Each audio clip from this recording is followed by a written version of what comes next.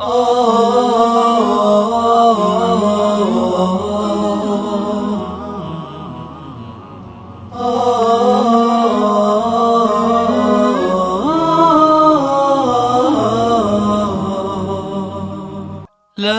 إله إلا الله لا إله إلا الله لا إله إلا الله ما لنا رب سواه.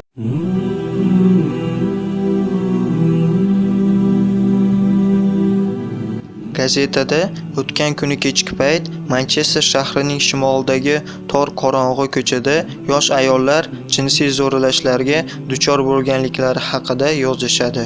Shu kuni taxminan o'sha vaqtlarda yosh musulmon qiz kollejdan uyga qaytardi. U qorong'u tusha boshlagani bois onasini xavotirga qo'ymaslik uchun tezroq uyga qaytmoqchi bo'ladi.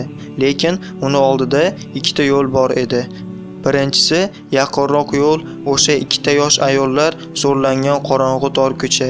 Ikkinchisi bo'lsa uzoqroq yo'l, lekin odamlar gavjum, yorug' ko'cha edi.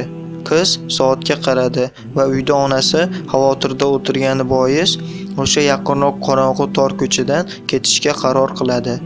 Qiz qorong'u ko'chadan ketayotganda ko'chani narigi tomondan unga qarab qora kiyimdagi erkak kelayotganini ko'radi. Qiz tezroq yura boshlaydi va Oyatul Kursi surasini o'qiy boshlaydi. Shunda erkak birdan orqasiga o'giriladi va qaytib ketadi. Qiz uyga borganda ota-onasiga bo'lgan voqeani aytib beradi. Ular televizordan o'sha tor ko'chada ikkita yosh ayol zo'rlangani haqidagi xabarni ko'rishganda ota-ona qiziga politsiyaga murojaat qilishini maslahat berishadi. Politsiyada qizdan o'sha erkakning ko'rinishini tasvirlab berishini so'rashadi. Bir necha kundan so'ng politsiya mahkamasida musulmon qizdan bir nechta gumon qilinayotgan erkaklar ichidan o'sha kishini ko'rsatishini so'rashadi. Zo'rlangan ikkita ayol va musulmon qiz ham bitta erkakni ko'rsatishadi. Politsiya hayratlangan holda jinoyatchidan nimaga o'sha ikkita ayolni zo'rlaganini-yu bu qizga bo'lsa teginmaganini so'rashadi.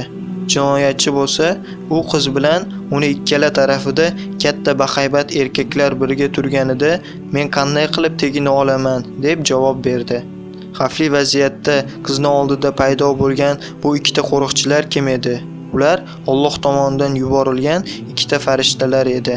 Chunki qiz Oyatul Kursi surasini o'qigan edi.